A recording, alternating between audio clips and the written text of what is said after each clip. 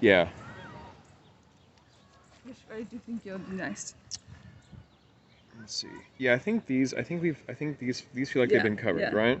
So I Maybe think. just pretend us back to the book. I mean, Yeah, I'd like to do that. Yeah, that's a good one. and groups. I think these two would be really interesting.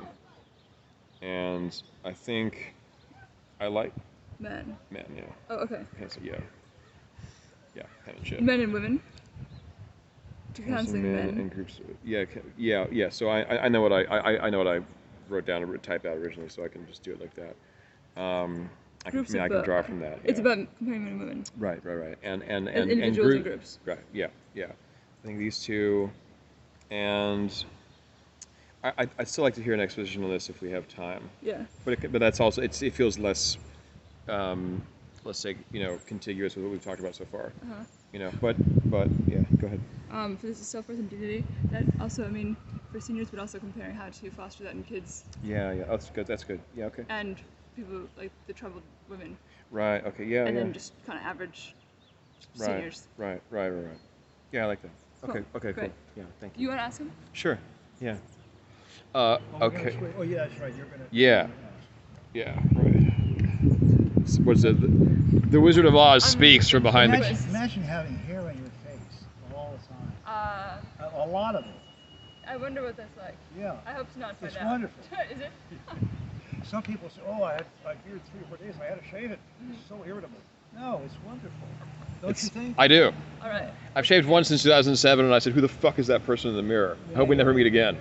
Yeah, And lo and behold, I've bearded him out of my life. Okay, so what I'd like to know, Alex, is so the difference is when you've led these men's groups and women's groups. Yes. So what I'd like you to talk about is kind of let's say it's almost a 4-part question. But Okay. so the difference between speaking one-on-one as a man to another man, and then in terms of how you speak to them and how you relate to them, and then when you speak to one woman versus speaking to a group of men and speaking to a group of women. And I think what I'm most interested to know would be, how is speaking to a group of men different from speaking to just one man? And how is speaking to a group of women different from just speaking to one woman? What is it about, the number of people that changes the whole dynamic, how they behave amongst each other, how they relate to you? I imagine it's a totally different animal, and you have a lot of experience with it. Yes. Yeah. How would you kind of talk about that? Happy to elucidate that a little And how it more. might be different in ages, younger kids versus adults. Right. Yeah. Okay. Well, with one person, with one man, Right. with one woman, I'm going to be speaking a lot about my point of view. I'm going to share my point of view. When I've got, for example, as I did, 7 or 8 men from different walks of life. I'll speak about the men first because there is a difference. Yeah. When I was speaking with this group of men, I had to remember that one of them was a pediatrician. One of them was an insurance salesman. One was a journalist. One was a former architect. So if I just say something that is Alex generated only, I'm going to contend with people who might want to push a point in opposition. Wait a minute, Alex, you're not, I'm a pediatrician. Right. What you said about this medical notion is not correct. And then we get into, instead of having tension, people become upset, and then people want to take sides. So I learned that when it's a group, especially with men, because men are more likely to pin you down than women. Women are more gracious about allowing a point of view. Men want to know data, statistics, or better be logical. So I was always cautious. When I approached them, and would never give my point of view unless it was asked for. That's the big difference. With women, it's a little bit easier, as you've seen in the group. I don't have really trouble with negotiating things with the women because they're maybe more forgiving or more compassionate or are less likely to want to engage head to head. That's wrong. Do you think the men groups would do that for if facilitated by a female? Oh boy. I was going to bring Leslie into it as we have with the women. Leslie is part of that. And she was interested in it. But some of the men balked at the idea because they said, no, this is a man cave. We don't care about a woman's point of view. So we never were able to do it. So I don't have an answer. I think they would defer to a woman. I think they would sort of be on their P's and Q's, maybe wear a clean shirt. And not get into the same kind of issues that you'd be able to if Yeah, they were all men. not challenge you. I was challenged a lot, simply because in many cases I was younger. Maybe the average age is 85, in my 70s. So, and these guys had life experience equal to or beyond mine. So I had to be careful. I learned that after getting in some altercations that were sort of unpleasant. Yeah. Especially with this pediatrician, because I was asking another person about his cancer, and he was willing to tell me. And the pediatrician jumps up and says, "Wait a minute, Alex, you're not a physician. You can't advise him, tell him that, or ask him a lot of his personal medical treatment." And then some of the other guys, "Oh, hey, it got everybody aroused and upset." And you don't believe, or you didn't experience that the female doctor in a women's group would have responded the same way? A female doctor in the women's group Like might have. in a similar situation, but they wouldn't have challenged you as aggressively? I think so. It's fueled by testosterone, and also men are more bullheaded. If I introduce a topic, I've got, Jas, what do you think about this? Because maybe you're not going to offer anything. You're going to shut up. So I've got to pull teeth to get a topic. So that's one reason why I decided I'm going to, in retirement now, being called back out, I'm going to stick with the gals. Yeah. It's just a whole lot easier. Do you think just the fact of you being of a different gender than the women in the women's group gives you this, in a positive way, an outsider status, because the women can have a solidarity amongst themselves as women, and they don't need to yardstick with you to establish who the alpha is, because they have their own group. Well, whereas if you're a man in a group of men, they are directly competing with you. Whereas if you were, let's say, some space alien or a woman or a cactus, they wouldn't be trying to establish dominance with you in their group, because you wouldn't be part of their group. Well, that's true to a point. Yeah. Where does it differ? I think you would know the answer to this. How am I different? I'm not sure I understand the question. Oh, in other words, I'm not a typical male. True. Yeah, true. I'm going to ask you about your blouse. I like the colors of your blouse. So this is fabric. Most guys aren't going to go there. Right. So I think I'm an anomaly. Yeah. Who is this guy? Interested in women's issues, women's closets. Wants to talk about texture and fabric. And to show you his new hat and get everybody's opinion on it. Yeah, exactly. And I think I hope that's part of the charm, because it is really joyful for me. I imagine, because my impression is that these are things that women typically talk about amongst themselves, and they're not accustomed to a guy taking interest in it, and it would be refreshing and probably disarming. Exactly. And that probably women have. This is purely out of my ear, but I imagine that women would have probably wanted to be able to talk about these things with the men in their lives, with their husbands, and have been met with this sort of disinterest. And you're actually interested in that, and that must be pretty special. Sure. Yeah. And genuinely wanting to know about this yarn. Well, because they would be able to know if you were being phony. Yeah, I think so. Because women just develop social intelligence, verbal intelligence earlier than boys do in life anyway. So. And some of this is Leslie induced. She brought out the animas, the female soul, to a good high level. And the women in the federal pen, I've got to give them some credit for shaping me, making me aware, talking about their urine samples, freely, and their childbirth. A lot of them want to talk about childbirth. very Mhm. vividly how Mhm. it felt in their womb. Yeah. Yeah. Yeah. Really intimate Yeah. stuff. Yeah. Yeah. So again, it's a conglomeration of a lot of exposure and a Mhm. willingness to learn.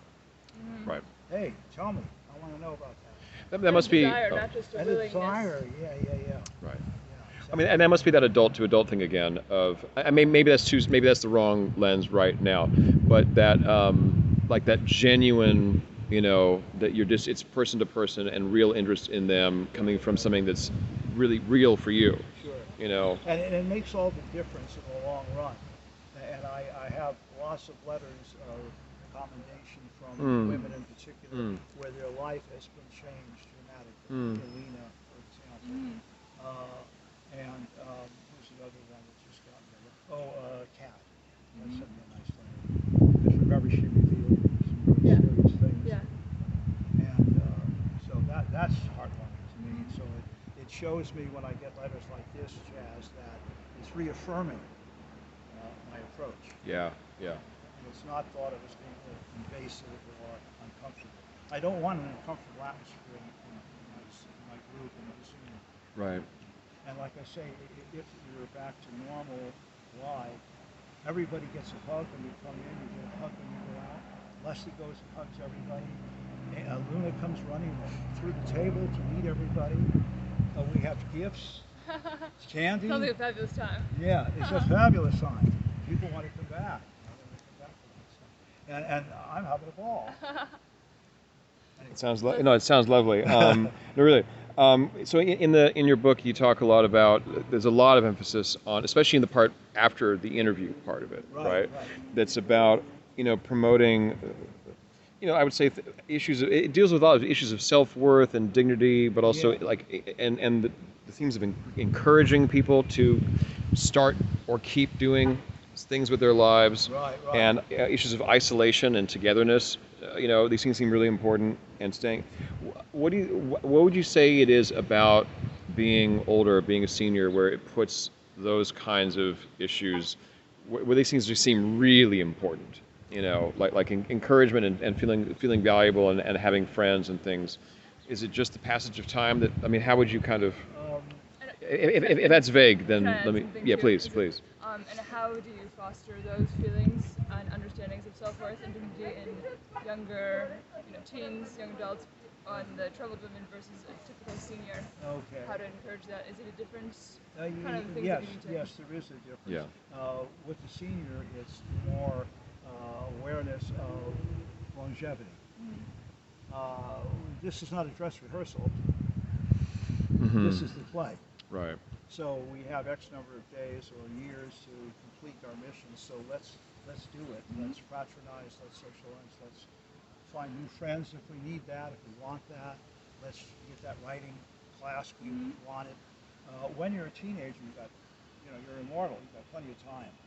Plenty of time to think about, or you think you do. and so I wouldn't approach it the same way. I would deal with the now, but in a different sense. Not immediately, like you better find a friend, or you better socialize, or you better go to a book signing and meet somebody. I would say, what's your relationship with your parents? Let's work on getting things better at home, because you're there now and you're going to be there for a long time. Let's make the life. Let's enhance that with your siblings and your family. Can we work on that? No, we can't work on that. My mother was separated, and she's in Oregon, and I'm here. Okay, can you write your mom? Can you call her every Wednesday night at 8 o'clock?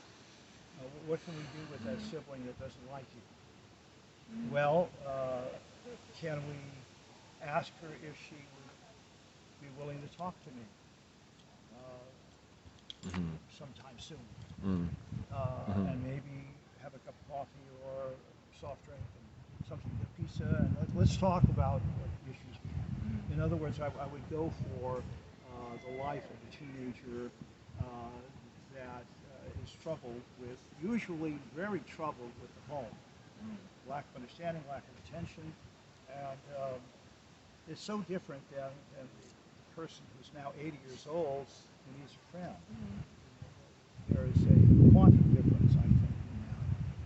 I just try to tailor it, Right. age appropriate. Right.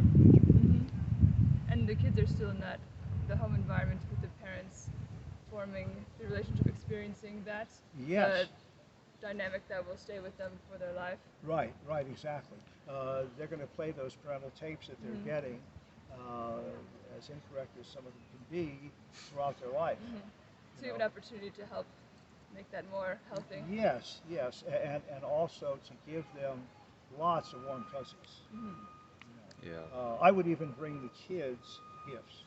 I started doing gifts when I was about 21. Yeah, gifts have been a big, big part of my life, and they don't even touch. They don't make a dent in the hoard.